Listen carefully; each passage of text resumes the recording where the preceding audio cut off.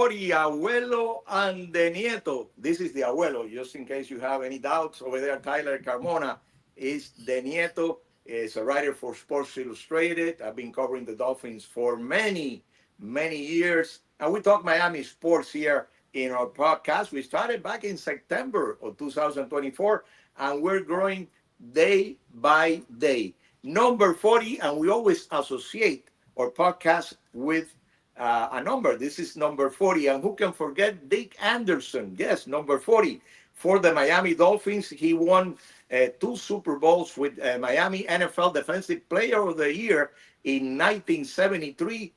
Three-time Pro Bowler, Dick Anderson.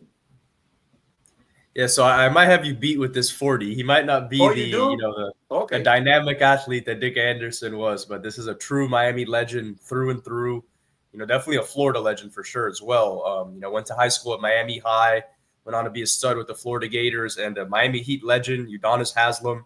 If you're a true Heat fan, then you know who this guy is, and you know how much he means to the franchise. And I mean, these title runs would not have been possible without him. And also somebody who does a lot for the community, hosts a lot of basketball camps, played football growing up, is very involved with that as well. So somebody that, I think he might not have the stats to deserve a statue, but in terms of legacy, he's up there for sure.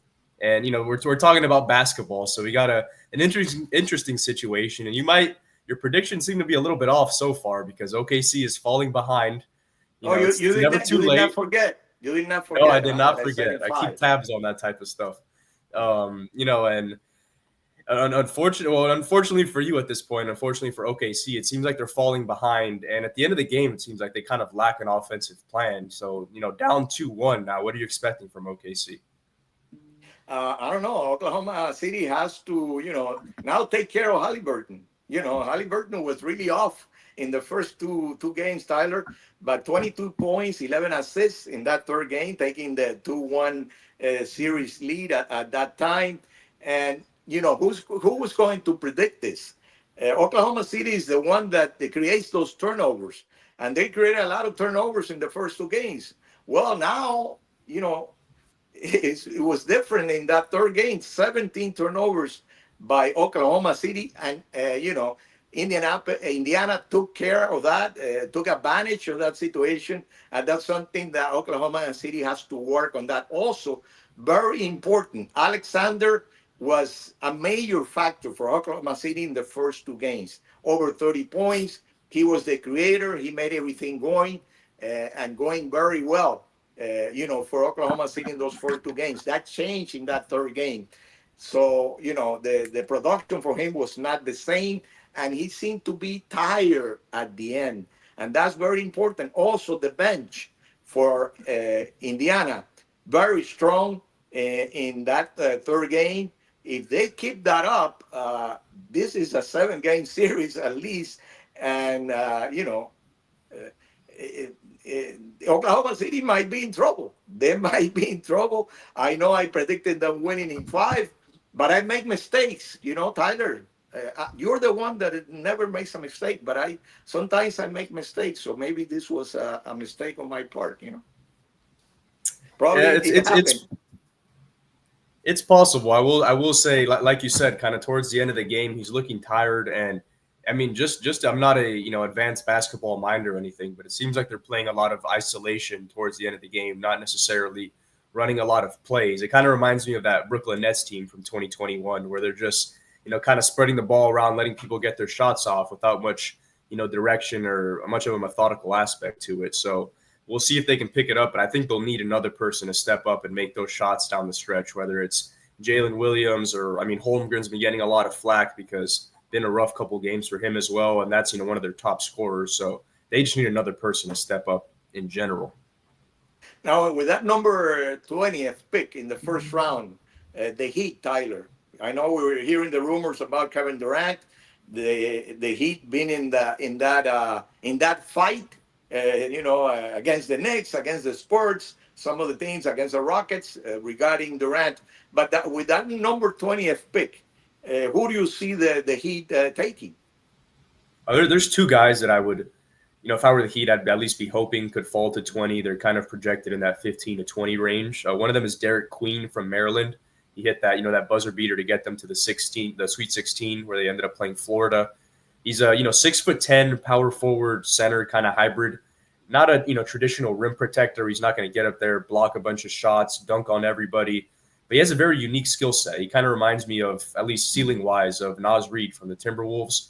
A very tall player, 6'10", but still has handles, still can dribble the ball very well, create spacing, and he can go walk up and defend people on the perimeter. So when you have wings that are playmaking guys like the Kevin Durant's of the world, when you put a bigger body on them who can also keep up with them in terms of footwork, that's going to help out your team a lot. But he does have some athletic shortcomings, and he's a little undersized for a center. And there's another undersized guy who is only falling this far in the draft because of that. But Jace Richardson from Michigan State played at Christopher Columbus High School in Miami, won a state championship with them. Son of Jason Richardson, who played for the Suns and the Warriors. And he's a 6-foot guard for Michigan State, was all conference last year, led them to the Elite Eight, only falling because, like I said, he's a 6-foot shooting guard. He kind of personally reminds me of Derek White from the Celtics. He plays great defense, a very tenacious player, great touch around the basket, decent three-point shooter, decent ball handler.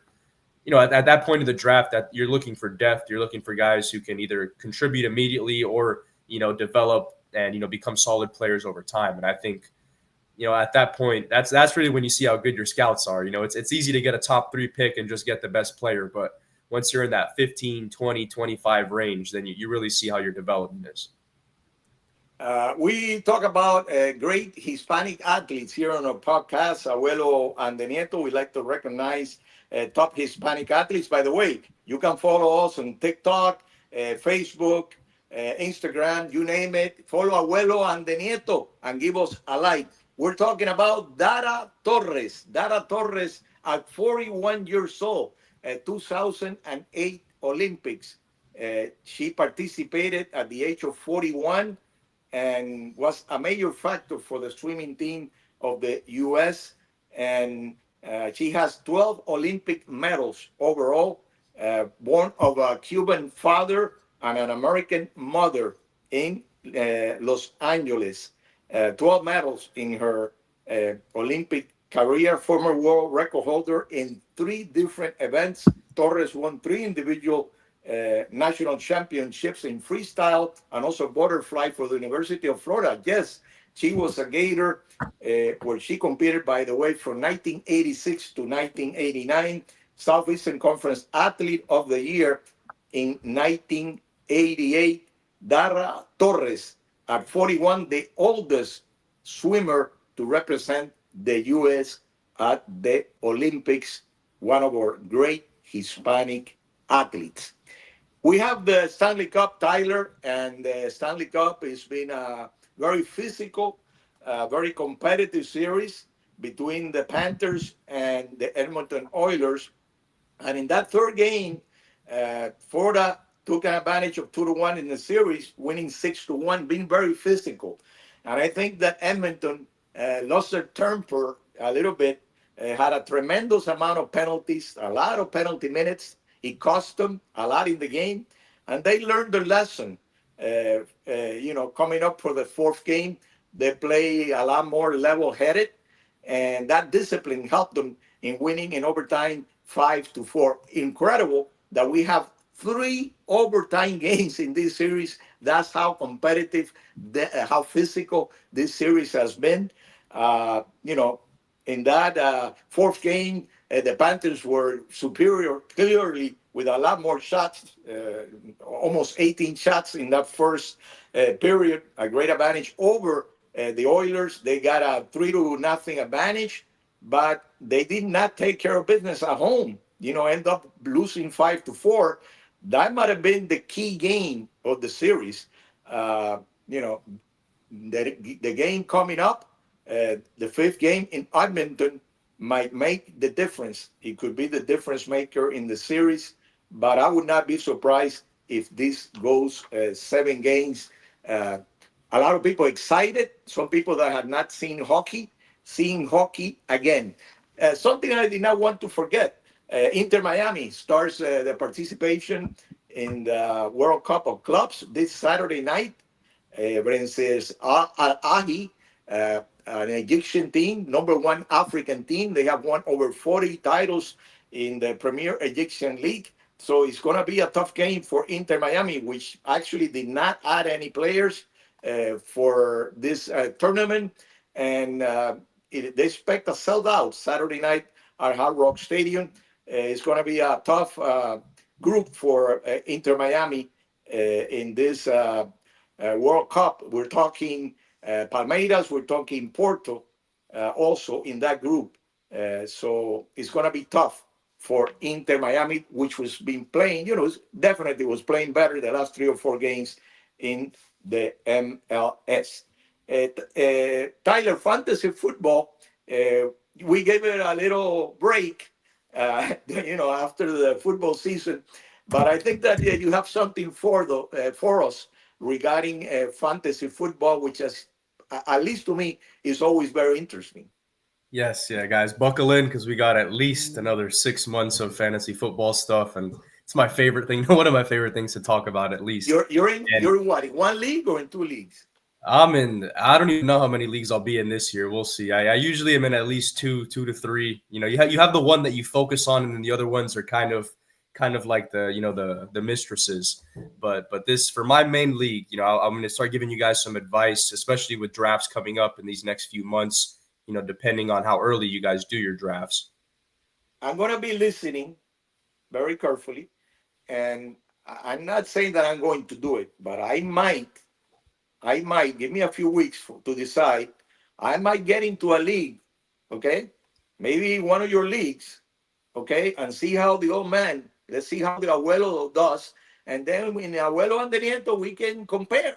Especially we're in the same league. What do you think? Okay. Hey, you Okay, you better not be one of those guys who but at forgets the to same set their time, lineup every you week. you're gonna have to help me out a little bit, Yeah. in the next few weeks to help me out because I'm lost. I really don't know much about this. I So go think ahead.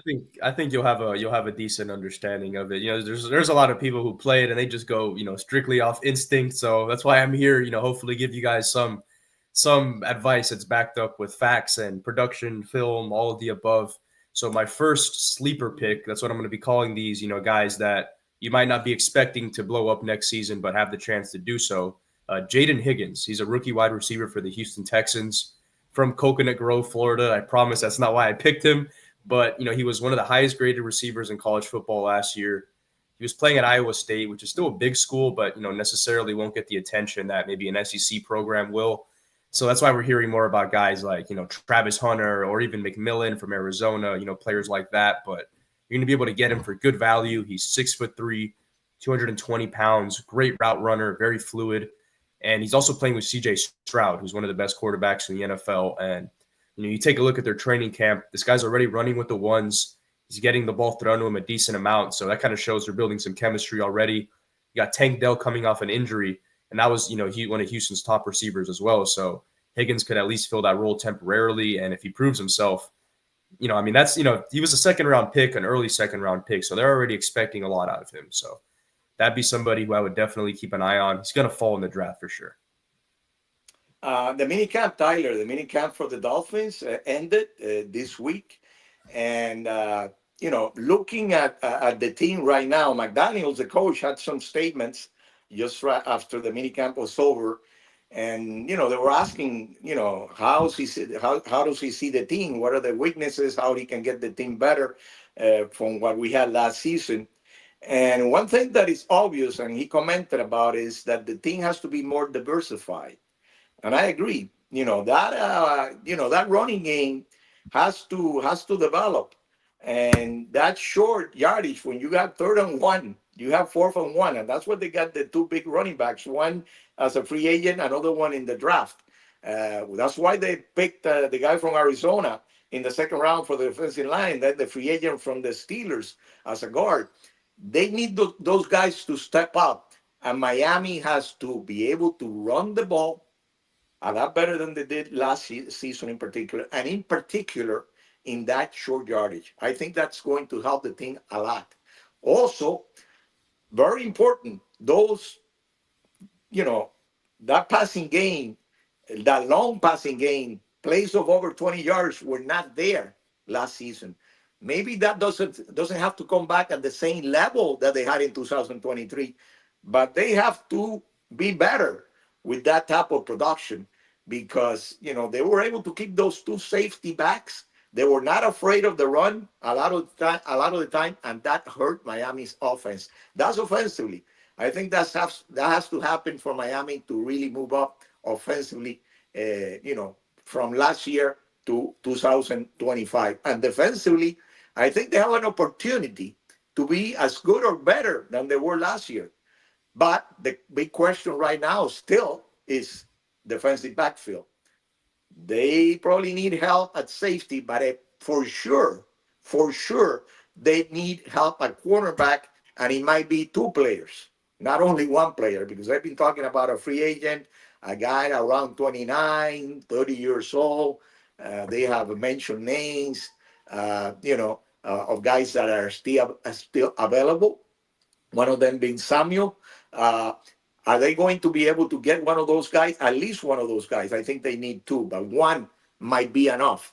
And some of those young guys are going to have to step up and play at a higher level that they have played. By the way, Cam Smith has done a good job. The former second round pick has done a good job recently in the mini camp. McDaniels mentioned him in particular. So if he can step up, that would help the defense quite a bit. But the defense is close. They don't need that much, but they need some more help in that defensive backfield. Miami sports trivia, Tyler. Uh, People love this segment where I look like a fool every week. So, but last week I got the question right. It doesn't happen very often, but I did, I think, last week. So, what do you have for me this week? This is going to be kind of a blast from the past a little bit, but it was a big national story, one of the few national stories that FIU sports gets. It was, I would say, around 2008, 2009. Their baseball team had a, I won't say his name, that's the question, but they had an outfielder who was on a historic hitting streak. He almost broke Robin Ventura's hitting streak that he had in college. What was his name, this FIU player? I think you remember what I'm Yes. talking about. It was the second longest hitting streak in college Yes, baseball he's history. got he's got Jewish and Cuban background. You see, I know the guy is the grandson of a famous businessman here in South Florida, I believe.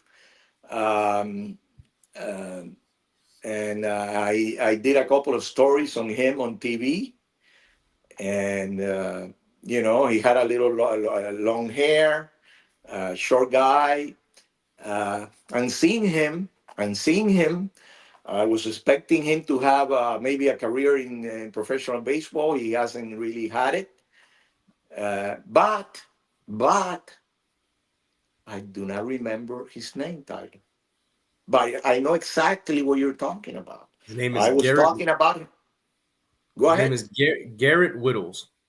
Mr. Wills. Yes. Yes. So he Yes. actually kind of an interesting, path for him. You mentioned, not playing in the MLB. After his career at FIU happened, he was actually falsely accused of a crime. I say falsely because it was legally proved that it was a false accusation. So he, was facing criminal charges and all types of terrible stuff for a couple of years, and that really slowed his career down. But once that got solved, he did spend some time in the minor leagues and got to live out the dream a little bit. But still an impressive hitting streak, and that'll keep him in the FIU record books for probably as long as that program exists. All right. Here we go. And we're talking about now the Miami Dolphins with this sports trivia question, and this is the question: Who is the last? And it's not a difficult question. Who is the last 1,000-yard rusher, or more than 1,000 yards, of course, for the Miami Dolphins? Who is the last one to be over 1,000 yards? It happened. I'm gonna give you some help. It happened pretty recently, less than 3 years ago. Less than 3 years ago. Yeah, yeah, yes. Over 1,000 yards with the Dolphins. A guy that was here, uh, but he's not here anymore. I'm giving you a little more help. There's a few names that I'm running through in my head.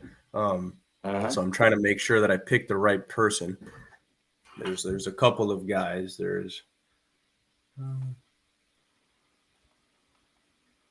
I'm gonna say Miles Gaskin. No, no, it was Mustard. Raheem Mustard. Raheem Oh, he got a Mustard thousand that year. 2023, Oh, yeah. 1,012 yards. I thought 1,012 it. yards. I don't know why I thought he had 900 something that year. I know he had the most touchdowns in the NFL, Touchdowns. but yeah. Yeah, That was Raheem actually Mustard. surprising. I didn't know he ran for 1,000 that year. I thought you were going to get that one easy. And the one that got it a few years before that, that was over 1,000 yards, was Jay Ayayi Yeah, yeah. in 2000. Ayayi in 2016, he had 1,272. And before that, a few years before that, it was Lamar Miller, which is also the ex Hurricane, that was also over 1,000 yards. But, the last 10, 12 years, Miami has not had that many 1,000 yard rushers. And that's part of the problem that the Dolphins have had. They have not been as effective running the ball. Well, remember, follow Abuelo and the Nieto. We're everywhere. Uh, Facebook, YouTube, Instagram, TikTok. Abuelo and the Nieto, give us a like. Over there, the Nieto. Here is the abuelo. Oh, happy Father's Day. Very, very important. Arrivederci. Hasta luego.